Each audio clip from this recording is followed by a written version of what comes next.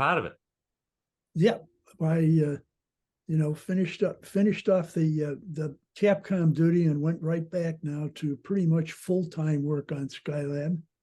A typical day would be that PJ Whites and I would get a T-38 early in the morning, take off from Ellington Field in Houston, point the nose to 81 degrees, as I recall, and get up to 17,500 feet just under the controlled airspace, and then pour the coal to it and arrive in Huntsville in about 58 minutes. Wow. Wow. We could get on with a day of either meetings, some decision meetings on systems, or some of these fun early times when we'd go over to their working building and they had a big 20-foot diameter circle and chalk on the floor, and the divisions, and they were working on, where the different pieces of hardware were going to be. And we would chime in when we had an idea. The one idea that they didn't want to accommodate was to put a window on it. And we had to work really hard and get some high-level help before they would agree to break into the upper stage and put a great big 1-meter window. Oh, wow. I'll tell you, we would have died without it. It was our window on the world. Indeed. 260 miles up. And we did a lot of work in the WIF, the water immersion facility, which was a lovely big water tank that some engineers made out of some booster parts that they found scattered around, and made into a great big circular tank, got it all outfitted. And then, only then did they invite von Braun to come and have a look, because it's slightly illegal to build a building, if this was a building, without going through all the headquarters muck that takes 3 or 4 years. And he went and he looked it all over, and he looked at the water, and he looked at it, and he says, "I want to get in there." And they knew they had one. And so it was a good water facility. It was big enough to hold a mock-up of the entire Skylab. And we spent many hours in there practicing things like recovering the film from the canisters on the Apollo telescope mount. We had all these wonderful sun telescopes and cameras. That was the big reason for our having spacesuits and a little airlock on Skylab. There was no planned maintenance of Skylab. They didn't do any on Apollo, and it was considered unsafe. Well, it got safer in a hurry. But we got pretty expert in the suit and launched many hours. We often did two or 3 hour sessions in a day, and when we did that, we had to stay overnight to let the nitrogen wash out of our blood so we wouldn't get bends in the T-38 on the way home. But it was good, and we also got involved back in Houston with talking to the experimenters as well as the engineers on the different systems and getting our 2 cents worth in on things like the food system. The principal investigator of the food system was a guy who knew how to do bed rest studies and did them in a very controlled way. And everybody ate the same diet all the way through the test, and before the test and after the test. So he wanted us to do that. And he knew that you burn about 300 calories a day less in weightlessness than you do in 1G, because you're not moving those big muscles as much. Unfortunately, what he knew happened to be wrong. And in addition, he wanted everybody to have the same number of calories per day. Jack Lausma, 230 pounds, athlete, 3,300, 3,400 calories a day. And Alan Bean, a very smart guy, but kind of scrawny. He was like a 1,900 calorie guy. So we complained to Deke and said, they can't do that. Deke wrote a lovely memo saying, we were raising astronauts, not stuffed geese. You've got to fix this and let them eat what they need. Finally, they let us sit down at a table and eat Skylab food for a week till everybody had an accurate calories per day mark, and then they built that much food into our systems. They were very strict. Any food you did not eat or only partially ate, you had to weigh the can to make sure that they knew how much of the food wasn't eaten. So we got together and said, we know we've got a little weight thing here, but the heck with it. Let's make a resolution that if we open a can, we eat it all. And we all said, yes, we'll do that. And it was easy because the diets that we were given still had this 300 calories subtracted from them for this supposed lack of need on space. So to get to the results, the first crew, us, lost an average of about 8 pounds. The second crew, who exercised more and got to eat more of the so-called empty calories, candy and cookies. The cookies were good. They lost a little less than that. And then the third crew finally made the breakthrough where they added back the 300 calories. And one of them, it wasn't Bill Pogue, it was Jerry Carr, the Marine, actually gained a pound in 84 days on Skylab. So over the 3 missions, we finally got that taken care of. Let's see, we had the vestibular experiment, the motion sickness experiment, which was one of the least popular experiments you can imagine. You got into a rotating chair and you rotated up to whatever your RPM had been defined to be on these on 1G tests, which were particularly unpleasant. What you did was you got in, let's say 7 RPM or 10 RPM, and then you did head motions in all 3 axes like that for as long as you could until you got nauseated. Yeah. And then you got to stop. But there were some occasions when the nausea was followed by the vomiting. Oh, good. And so we traveled to Pensacola, where the PI was, and he was a wonderful guy, and just told him what the problem was and asked for 2 things. Let's back off from nausea to just awareness that things aren't going right until we stopped, and then exempt the commander on the first mission, just in case we need to fly back in a hurry. We want Pete Conrad to not be thrown up. And he said, absolutely, and you can borrow my car. He's a really good guy.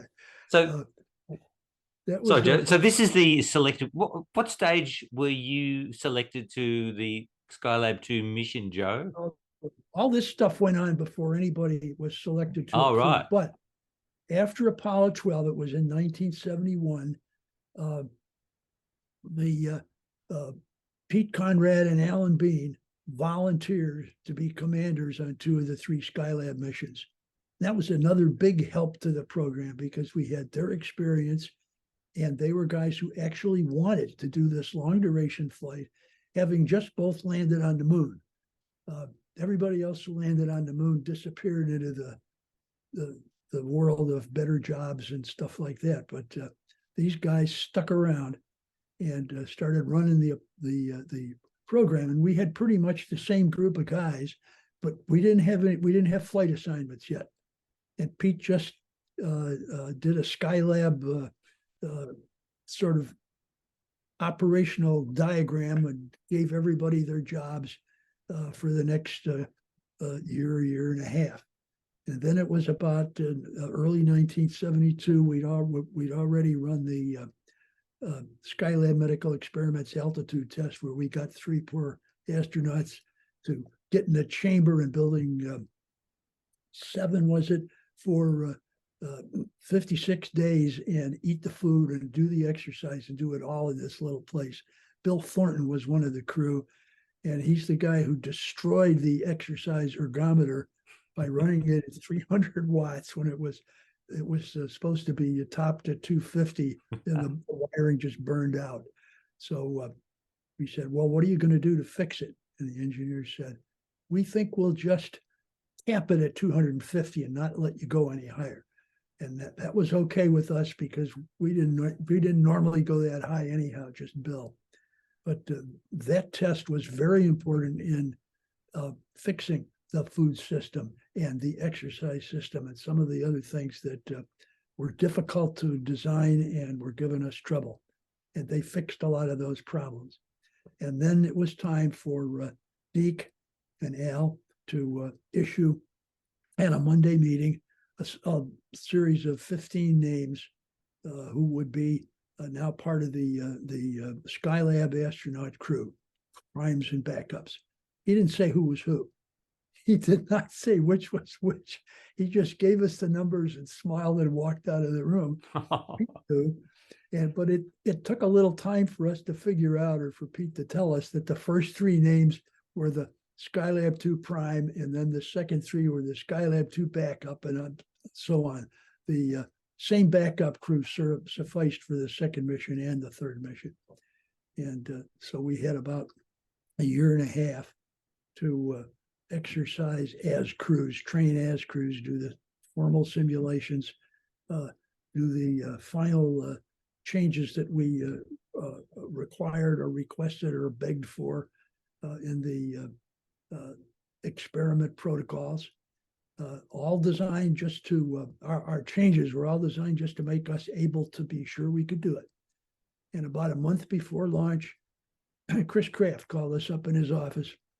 He said, "Are you guys ready to quit complaining and just get on with the program?" And Pete assured him that the complaining was all over. We were with the program and we were going to make them proud. So we did. I'm not sure if I got anything else too exciting to say about the Skylab. Shots here. So here's the prime crew, you and your colleagues, Pete Conrad and we got along just great. Pete is a very outgoing guy. He's opinionated, but he's also willing to listen. He was very good to PJ and me. You just convinced him you were working hard, and he let you do what you wanted to do, pretty much. That's great. And so Pete was great to have. But the other thing about Pete was that he would speak up at any level required to try and get something fixed. And in the mission, in the first week of the mission, we had the big solar panel locked down, and we were preparing. The backup crew was preparing a scenario for us to do that. So we were very underpowered, and we had this absolutely mandatory spacewalk coming up on day 10 or 12. And we had difficulties working the ergometer to stay in shape. It was a bicycle ergometer, and one of the backup crews had designed a very elaborate shoulder harness to keep us firmly down on the seat. But that's not how you ride a bike. You don't ride a bike firmly down on the street. You get your behind up there and you push it, And we discovered up there that that is true, and that we could not, wearing that harness, get up to our maximum energy levels, work levels, because the straps cut through the thighs, cut off the circulation to your legs, and they just quit along about 100. So that was no good. And we were working on that. And the boys in mission control, and particularly the surgeons, this was the big medical mission they'd all been waiting for. And they were nervous as heck about something going wrong. And Pete was working so hard trying to get up to speed that he was throwing an occasional premature contraction. No harm. It appeared, infrequently, and was not a sign of a heart problem. But they insisted that that nobody was going to ride that bicycle unless it was over a stateside pass where they could look at every heartbeat. And Pete couldn't go in the spacewalk. Well, Pete said, "Meet the director." And Pete and Chris had a nice conversation. I was only asked to break in to assure Dr. Kraft that Pete and the rest of us were in excellent physical condition. uh, and uh, and he said, call the doctors off. And the doctors agreed, compromised, that if Pete was able to do a run on the bicycle without a PVC, he could go on the spacewalk. And at the same time, we found out the solution to the harness. The solution to the harness was to carefully wrap it up and replace it in the locker from whence it came. Ride that bike, but just letting your body go forward till your CG was over the wheels, and you could go as high as you wanted. And so he did one of those, and he didn't have a PVC, and we did the spacewalk, and it worked. Fantastic. John, could you just mute your mic? I think we're getting a bit of an echo there. Sorry. Sorry. It's okay. Just on the screen there, Joe, I think there's a shot there of you, that spinning chair that you were talking about. Silly rotating chair. Yes, this is a 1G look, obviously. The way I'm bending over, you can just tell.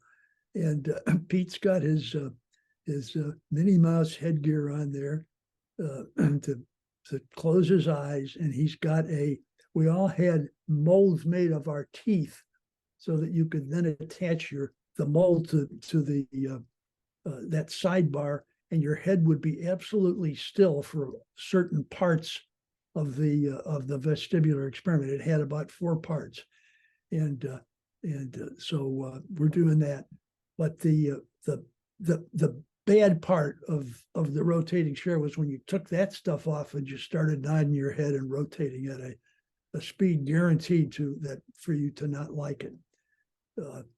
And again, I'm getting ahead of myself, but the discovery on orbit was from the very first time, and we delayed doing this testing until about day 7 or day 8, depending on the crew member, to let you get totally over any DSMS that you might have had earlier in the flight. What is DSMS?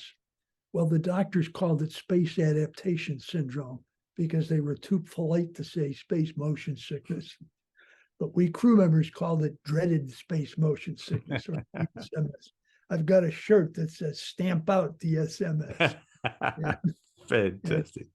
So we didn't want to get close to that, and we found that in weightlessness, once you were adapted, you didn't get space motion sickness from rotating in the chair, and that was a glorious invention or find out. Okay, here we are with the food. The food system, it had very strict controls on it, so it was hard to build and all of that. But they got all that done. And we had these nice trays, and you can see the big window that we fought so hard for there in the background. It always faced the Earth side as we went around during the day, with the sun behind us. So we got great views of the Earth. Wonderful. And this is the 1G trainer in Houston. You're inside there.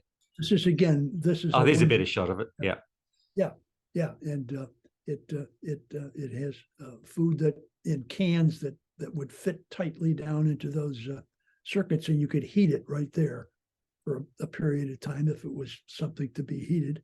The drink compartments were those squeezy things, and you just press with your teeth to open them and then squeeze gently, and that all worked fine. It really worked pretty well.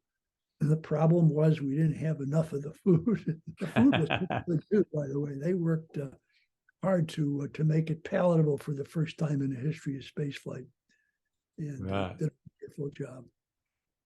So I'm just running through a couple of training shots here, Joe. This is obviously, I think the caption is, this is Pete Conrad in the 1G trainer. Looks like he's on some sort of device here to orient himself. Yeah.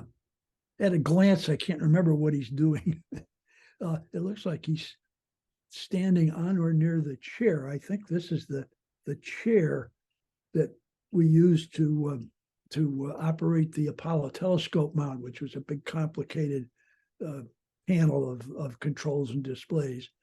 We carefully designed the chair. We used the chair for about 3 days, maybe 4 days, and then we said, "This is dumb. We don't need a chair. All we need is to put our feet in our triangle shoes into the slots, and so we packed the chair off, folded it up, and the subsequent crews didn't use it at all. It could have saved you 100 pounds of equipment there, couldn't you? Not putting that on board. Yeah. So this is the caption on this one is you guys in the command module Right. simulator doing some launch simulations. I suppose I can't tell you whether that's the flight spacecraft or not. It looks to me as if it. I got this picture from a NASA site. I believe it says it's in the simulator. So it looks like that's you in the center there, Joe. Is that correct? That's me in the center. The command module pilot, or the science pilot, as we call them on Skylab, gets the center couch. The commander is on the left side, and the systems guy, which was Paul White's on our crew, is over on the right. Right. Yeah. It was tight, but once you're in weightless, it gets bigger. Sure. First thing you do when you're weightless is you unfasten that center couch. There's some pull pins, and then you slide it under the left-hand couch, and then you've got an open space there where you go to the lower equipment bay. You can operate the telescope, and second, you can go to the bathroom and use some of the other equipment. And when we slept, you could either sleep on your couch or just sleep on the ground, on the floor. And we only slept in the command module for the first couple of days. Right. The water tank in Huntsville with the mock-up. The big white thing on the left is the Apollo telescope mount, a wonderful collection of telescopes and cameras. And we accessed it in order to change camera film through an airlock, which is not clear to me where the airlock door is. But here's a ladder going up, I think. Yeah, that's the ladder going up. We would egress the airlock the airlock module, go over to the ladder, hand over hand to the sun end of the ATM, and there were foot restraints up there, and you could manipulate the doors, make sure they were open. Our first time we did it, we did that on the EVA after fixing the solar panel cover. We went up there to make sure everything was shipshape, and one of the doors was closed. It wasn't supposed to be closed. So we opened it, and they started getting pictures. Right. So, of course, this picture is pre-mission. So this is when everything was supposed to be correct, and none of that other stuff that you eventually had to do was envisaged. So this is standard operational EVA stuff, films, etc. What other EVAs were, like standard EVAs, were scheduled for your mission? Only one a month. So we had one scheduled EVA before the problem required us to do a couple more. Right. So you would if your mission had gone as per the plan, you would have done an EVA towards the end of the mission to retrieve the film of all the collect and change the film. Right. And second crew would do two of those, one in the middle of the mission, another at the end, and the third crew at that time for planning purposes would also do two. But we did so well on the first two flights that they extended the third mission to 84 days. Right. So we could do three. And so Joe, this caption is a pre-mission photograph of a student experiment, I believe, that was carried. Yes, I'm trying to remember the name of that spider. It didn't fly until the second flight. It was is that right? Deal. Was that Arabella? Huh? Arabella? Arabella was the spider's name. And to hear Owen describe it, as I recall, the first time the Arabella tried to do a web, it was a mess. But the second time was good. And it looks to me as if what they're looking at is a post-flight depiction. Maybe they couldn't have brought it back through re-entry G's and still has such a beautiful result, I don't think. Yeah, no, I think this is this is basically a pre-flight sort of, I guess they did an analog simulation of the experiment on the ground. That was one of the student experiments. We had a bunch of student experiments, and this is a time, I know you're going to cut this up and make it all fit right, but as it occurs to me, the problem with Skylab 4 was that 2 was successful after a very long, we wasted, from a scientific point of view, quite a few days getting the thing activated in the heat, getting the parasol out, and all of that, and then getting ready for and doing the EVA. And it sort of masked the fact that we were not very efficient in our first several days, and we got more and more efficient. By the time you'd been up there for 8 days, you were popping around and doing your thing and thoroughly acclimatized. But that first week you weren't, and you weren't as productive. And the second flight had the same difficulty. They had 56 days, however, to get over it and get on with it, and they exceeded their experiment hours and in numbers by quite a bit. So everybody thought, well, there's no problem up there doing experiments, and Skylab 3 is going 84 days, and it's going to be the last Skylab mission ever. So come on, boys, pile on. And they added a lot of experiments without adequate crew review and without adequate time thinking. And they started overloading the crew right from day 2. And the crew fell farther behind, and they got more and more discouraged and upset, and the mission control was discouraged and upset because why wasn't this crew doing what the other 2 crews were doing? Well, give them a time and they will. But it took about 3 weeks for those people to finally get to the point where they did an offline conference between the ground and the crew, and realized what had happened and started paring back on the daily load. And they ended up in 84 days, again, exceeding their number of experiments and doing a wonderful job. But it was sticky there. Yeah. And some jerk from the East Coast wrote a book called The Flight That Failed. Yeah. Oh, dear. So, Joe, we're coming close to the end of part 1, and you have been selected. You're training for your mission.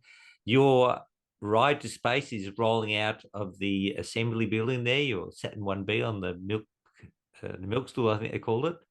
And were you there for that rollout? Do you recall? Have I seen this picture before? Yes, but were you actually there at that rollout? No, You didn't go there. We did not see the rollout. We visited down there after the rollout, and there's a picture of the 3 of us standing in front of that spacecraft in the background, the booster. Right. And I can't say anything interesting about the launch because it was perfectly nominal. Even for a rookie, you've listened to enough debriefings that you're pretty well set on what it's going to feel like. We were, of course, in a state of some anxiety about the job we had to do and about pulling that solar panel up. But we were ready. We had a bunch of equipment there, some of which we had never seen before, some of which we had.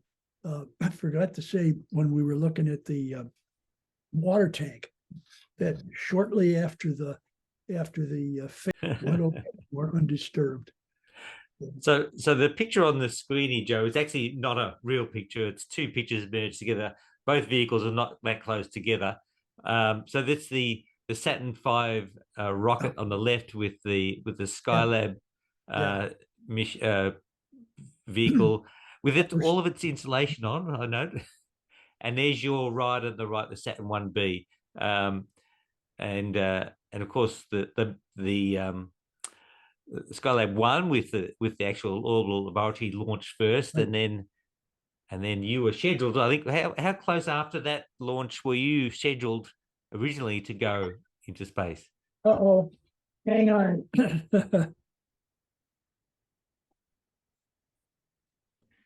Joanna, I'm doing a talk, so I'll call you back, okay? Okay, fine. Bye-bye. Bye. Bye. Okay, we were, ooh, what happened? I lost my picture, but I still got you guys. We were scheduled to go up the next day, All right. 24 hours after the launch of the workshop. We had our families and our friends and all those people down to watch the launch. And we had scheduled for them, not us, a big party down at the Air Force Base the night before. Then, of course, this happened, and it very quickly became clear that there was not going to be a launch the next day. But we anxiously called our wives and people and said, go ahead and have the party and then go home. And we'll see you after the flight, which was being optimistic at that time. Fantastic. And we actually launched 10 days later. The orbit was such that it passed over the Cape accurately enough to launch every 5 days. So our launch opportunities were 5 days, 10 days, 15 days. And they were really going for 10 days because they were using attitude control fuel to maintain the workshop in some kind of attitude to keep it from getting too hot, and also keeping some sunlight on the solar panels for the ATM, which they did have and use. Right. So it was quite a dance for 10 days for mission control to keep that thing in an attitude and circumstances that made it okay for us to launch. Fantastic. So, Joe, that other picture before, as I say, was a kind of a merging of two pictures. This is a picture of your vehicle in the foreground with the Saturn V with Skylab laboratory in the background there. So I think you were on 39B and the lab was on 39A. Is that correct? I think that's right. I've lost my picture now. 4 minutes of it, I think. Beautiful. Fantastic. Yeah. And I saw you were down in Florida. Was it last week for the Astronaut Scholarship Foundation event? Yes, had that. And I'm going to Houston this Friday for a celebration at Space Center Houston. Oh, that's lovely. So that'll be good. And then I'm going to go to Huntsville in late September. Oh, right. Oh, that'll be wonderful. That's terrific. That's really good. So I think you're down in, I think I saw a picture on social media with your daughter with you down in Florida. Was that right? Joanna was with me in Florida. Oh, lovely. Oh, yeah, I have the picture in front of me, and I'm reminded of the morning in probably 1971 when Deke Slayton, the boss, walked into the Monday morning meeting and said, following our assign to the Skylab office, which will be headed up by Pete Conrad. And he read off the names in some order, but he didn't say what order. He didn't say who the crews were. He just left. So it wasn't until that afternoon when Pete held a meeting that we knew that he was Sky King and who the different crews were. So I can't say we went right to work because we'd been at work in some of our case since 1966. And we just kept on going, getting closer. wonderful. So at that time, you weren't actually, even though they named the flight crew, you weren't named to a particular mission, Skylab's 2, 3, or 4? Oh, that was when we were. That's okay. Yeah, that's when we knew that it was Conrad, Kerwin, and Weitz on the first crew, and Bean, Gary at Lausma on the second crew, and Carr, Gibson, and Pogue on the third crew. And the third crew was supposed to go 56 days at that time. Right. Same as the second one. Right. So here's the Skylab laboratory as it was envisaged. It turned out to be a little different to what it ended up being, but it looks like a nice spacious area. I think you mentioned last. It is. Yeah. Huh? Yeah, go ahead. It started out in 1965 with a sketch at a meeting in Huntsville. It went through the stage of, well, we don't have a Saturn V for Skylab, so we'll burn the engine to get you up in orbit, and then we'll let the oxygen out and the liquid, and all the propellants backfill with an air mixture, and then you can start dragging in the parts to set up the station. It never got to the point of anybody actually saying that's stupid. We didn't even get that far when the gods decided that Apollo 18, 19, and 20 would be canceled, and a Saturn V appeared, and immediately they started the plans for outfitting the inside of the fuel tank with everything you need in a hotel and workshop, and it was great. The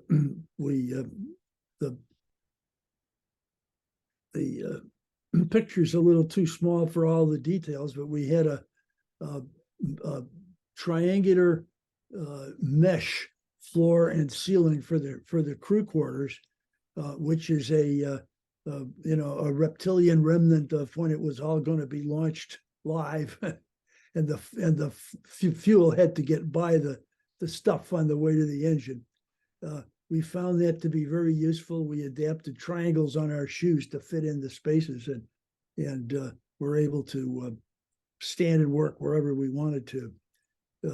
And we had our own bathroom. We had 3 bedrooms for crew quarters that were quite small, but fit the bed. And if you wanted to put the bed in upside down, you could do that. It wouldn't matter to how you felt once your eyes were closed, and so on. Thinking of the team, the Huntsville team worked from 1966 until 73 when we launched to get that all together. The hardware was so complex and untested, especially the habitability stuff, the food system, the waste management system, and some of the experiments that we had to have a special test done a year before launch by 3 astronauts in an altitude chamber in one of the buildings at JSC called SMEAT, the Skylab Medical Experiments Altitude Test. They put all the hardware they could in there. The crew stayed in for 56 days. They ate the food. They used the hardware. They found a lot of things wrong, and all those things had a chance to be corrected and were corrected before launch. So that was a big deal. And now, what do you want me to do? Just keep on talking through the mission, or? Sure. Well, obviously, a bit of an anomaly with your mission, your Skylab 1 mission, was actually the fact that it was the second Skylab mission, because the first was the actual launch of the laboratory. So here's the patch for your mission, indicating Skylab 1. Yes, it says Skylab 1. It was created for us by a writer for one of the science fiction magazines. The writer, it was an illustrator. He did a good job. And it was approved at JSC, and then they were already made, and Huntsville cleared its throat and said, "Gentlemen, this is our program, and Skylab 1 is the rocket, is the workshop itself to be launched on a Saturn V, and the 3 crewed missions are to be 2, 3, and 4. So we apologized, and from that point on, we used the Arabic numerals. But there it is. And that sounds fairly typical of the competition between the different centers. There was quite a little friction between JSC and Huntsville. Huntsville having cleverly grabbed off their first and only manned mission as program managers, but they had done such a good job with laying out the program and using existing hardware as what turned out to be very adequate, more than adequate space station, that the two sides, Chris Kraft and Huntsville got along together fine in the end, and we went back and forth in our T-38s and did a lot of training in Huntsville, some training in Houston, and it was all good. Right. So here's your flight crew, yourself and your commander and Paul Whites. Pete Conrad. So obviously Pete had walked on the moon, but was still up for more space flight. And I think you indicated a while ago that it was a lot of the moonwalkers just left and did their other things, but Pete and Al Bean stuck around. Both of them stuck around. And Pete's motive in sticking around, the only Apollo commander of a lunar landing flight to stick around, was that he had applied for the program with the original 7. He was rejected after having questioned a doctor about the roughness and carelessness of a certain examination. So he was skipped over. And his report said that he was psychologically unadapted for long space missions. And he said, "I'm going to show that son of a gun who's psychologically adapted for what." And so he was the most active, the most outspoken, the most energetic, the hardest exerciser, right down to after we splashed down and had been picked up and put on the aircraft carrier, and they were about to open the hatch. And he said, "Guys, come on down here, and what we're going to do is we're not going to let them come in and inspect us and take our heartbeats. We did all that. We're going out." And so we walked right across the deck to show that we were okay. That was Pete. And he was psychologically adapted. And well, an observation I have, I've never met Pete Conrad or anything, but just about every photograph, and part of the one you're looking at right now, you see Pete laughing or smiling. Was he a good influence on the crew, and his experience as an Apollo astronaut was helpful with you? He was a great leader. He trusted his crewmen, so he let us pretty much, in our areas of preparation, do what we pleased. We got together often and talked about it, and we did the same in flight.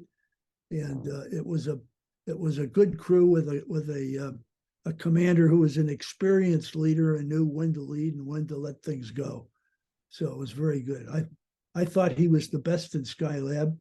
The second crew thought Al Bean was the best. That's as it should be, Absolutely. And right on down to Jerry Carr. Right. So, my goodness, who's that? There's handsome gentleman. Looks like you. Looks like you're set up for a test or testing. A test, yeah, because that's not the launch setup. No. It looks like some sort of protective cover there. So I've just got a few random photos here, Joe, that I've been able to find of you. Sure. So we'll just run through them. If you got any recollections of this or not, that's fine. Not that specific one, but I did a lot of volunteering to test equipment, suits, whenever something came up. If it was in the lunar module, I remember Rusty Schweikert and I getting in there and testing the sleeping cots that they set up in the lunar module. They weren't all that comfortable in 1G, but we had fun doing it. This is another episode like that, and I don't remember the details. Sure. So obviously you've got a medical background, Joe.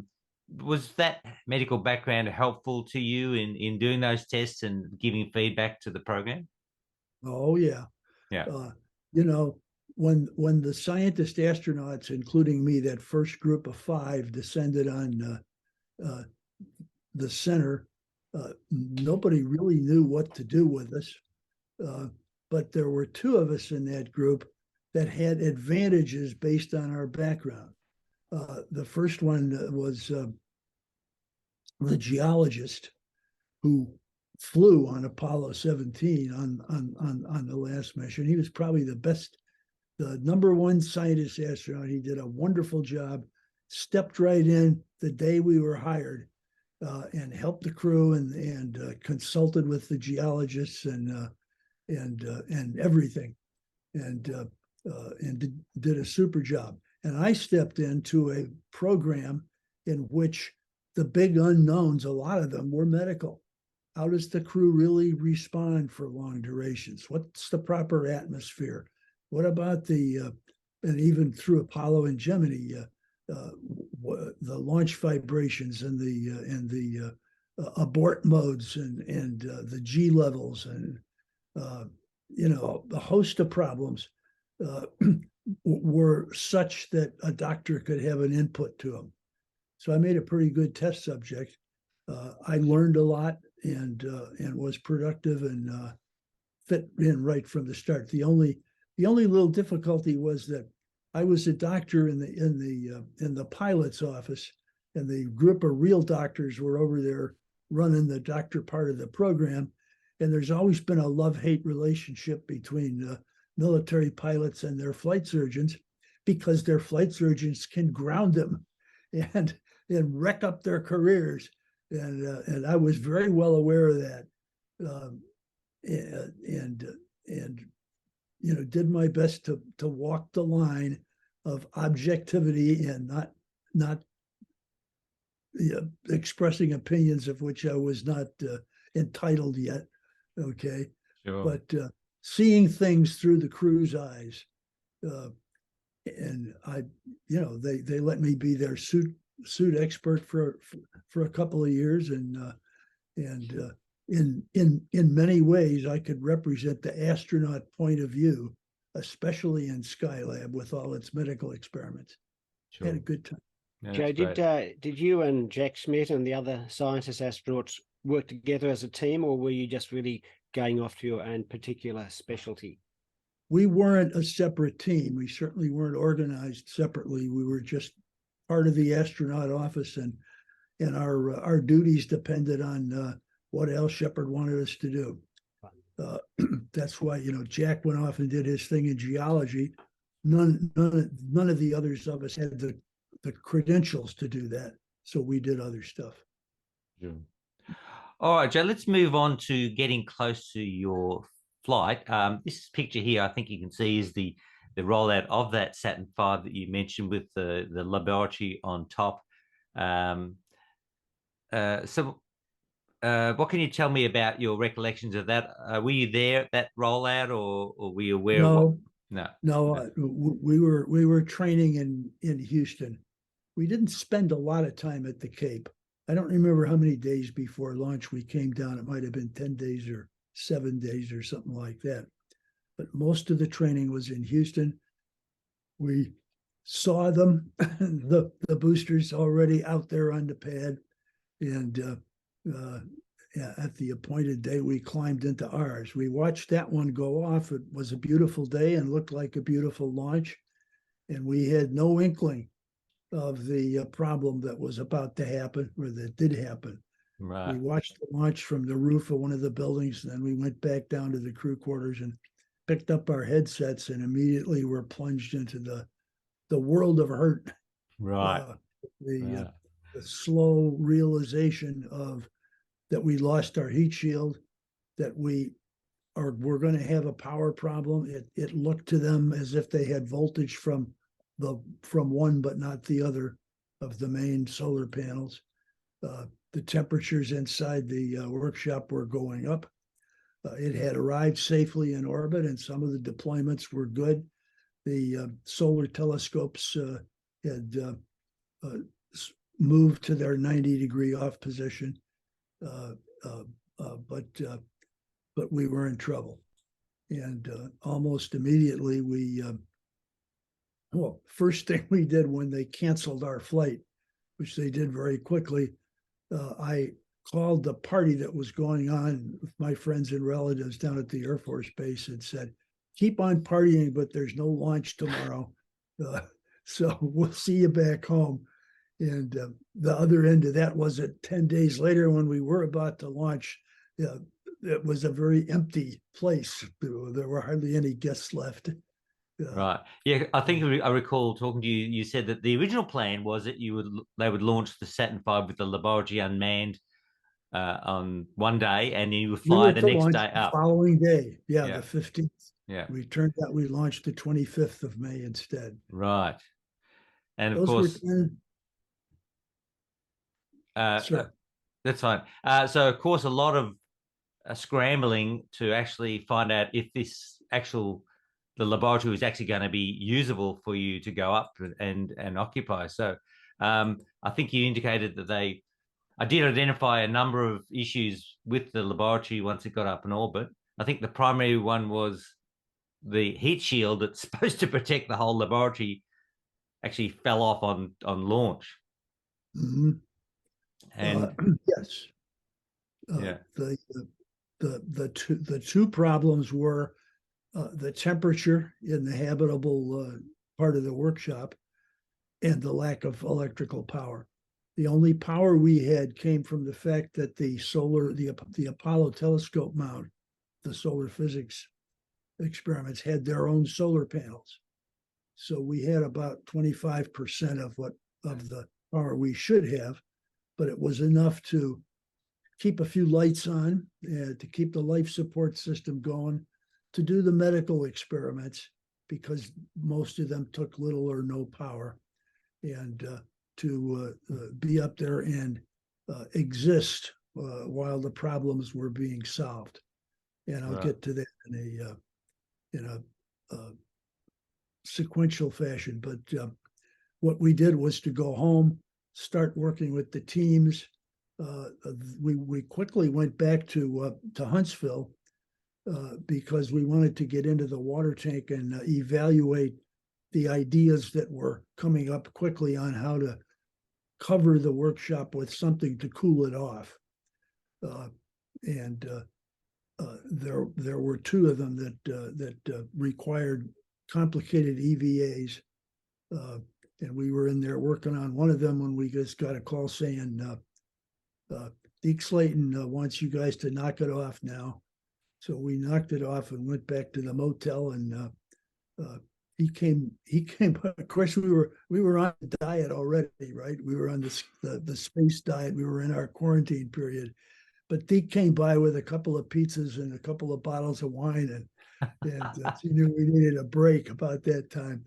Explained to us that he was going to have the backup crew continue working on the parasols and solar temperature problems, and but we were needed back in Houston to consult and be advised and rejoin the team for the other stuff. But meanwhile, saving Skylab was really an engineer's triumph, and those 10 days were part of that, the big part of that triumph. How that whole team, Huntsville, Houston, the Cape, the contractors, and any company you called that you thought could help would look in their shelves and say, we got this, we got that, and it would be delivered to the Cape the next day. There were airplanes going back and forth, and it was a guys sleeping under their desks. I should mention that. It was a heck of a thing, and one of the people that I'll shout out for was a guy named Jack Kinsler, who was a senior technician in the machine shop in Houston, and a very smart guy, very mechanically inclined. He walked into the mock-up and looked up at where the Sunnyside experiment airlock was located and said, you can open that up and access the space on the Sunnyside, right? Yeah, they said. They showed him how it worked. And he said, I've got an idea.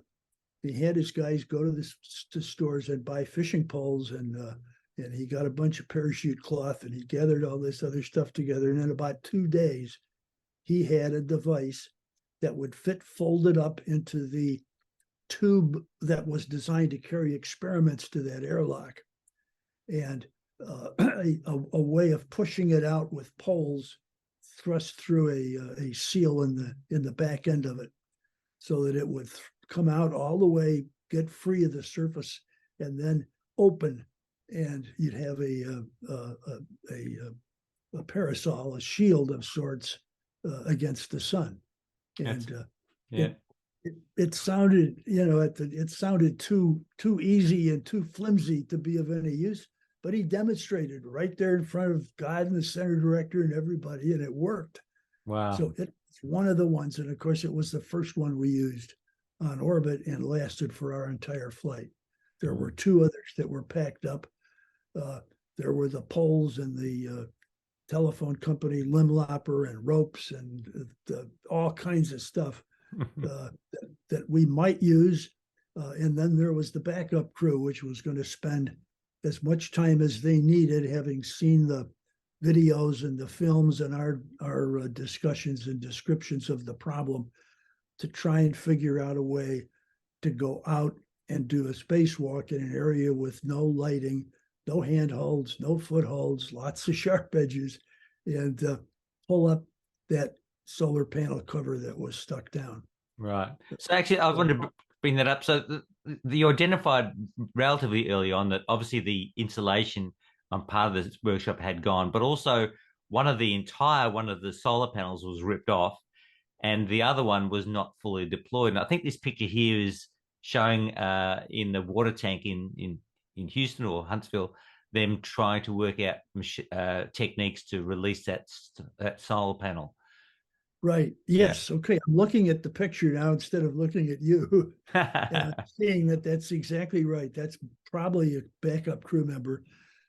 That's obviously a good rendition of the cover of the solar panel. It was about 3 feet wide and 20 feet long, and right at the front of it there was the simulation of a little piece of aluminum that had, when the heat shield went, it had stuck around and wrapped itself and sort of welded itself onto that solar panel cover and was holding it down. It got up about six degrees and stopped. Wow.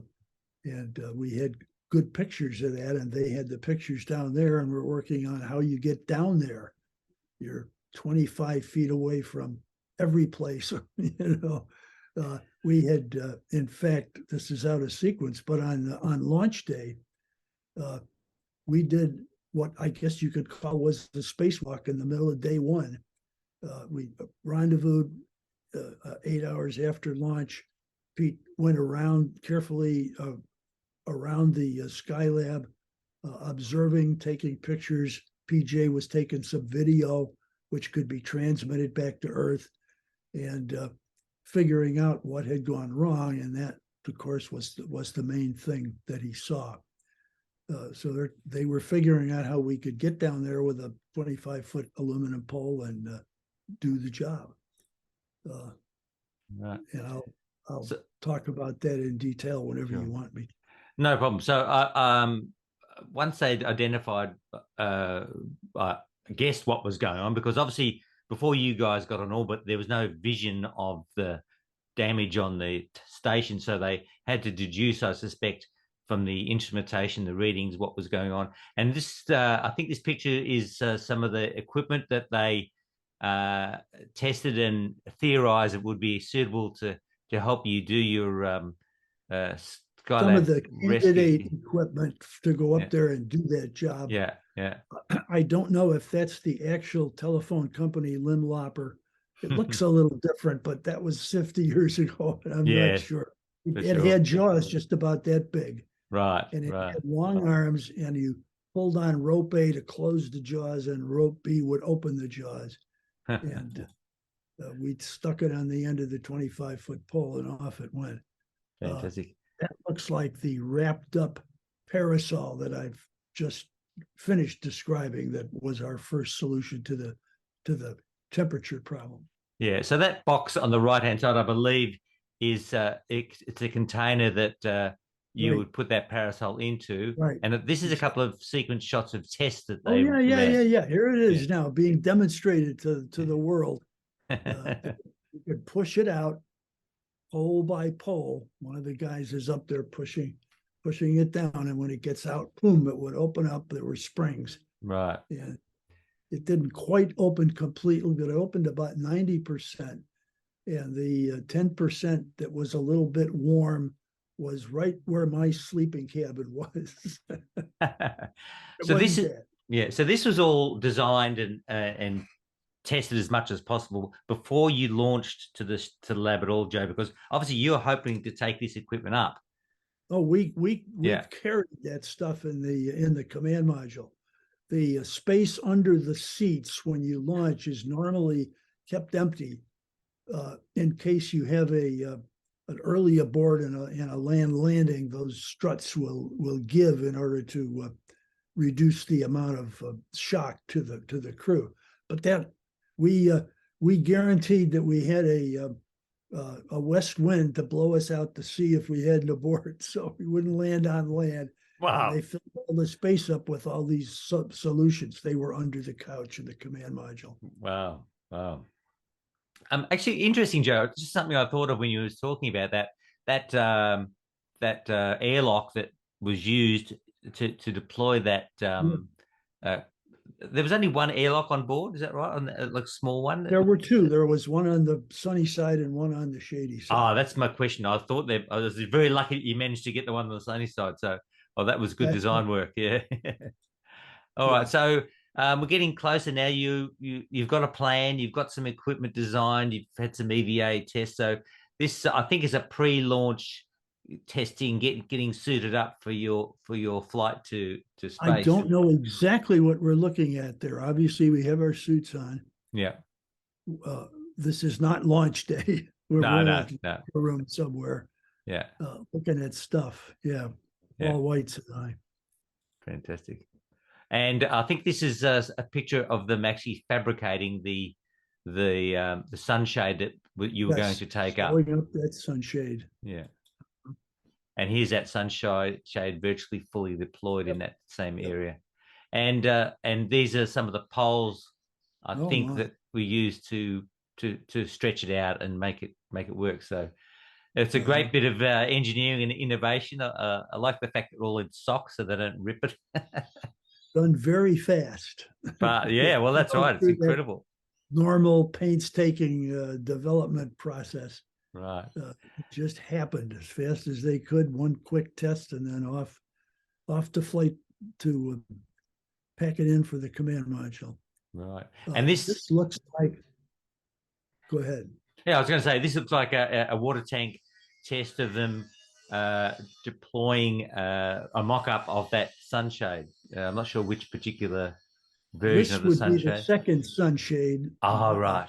Might have come from Huntsville. The twin pole sunshade, I think is the name. This was deployed by the second crew. Right. But, by Lausma and Garriott, I think. And it was a lot of work to deploy. It was better than the first one and cooled the station down another few degrees and lasted for the last two flights. It was a good piece of work. That's wonderful. Here we have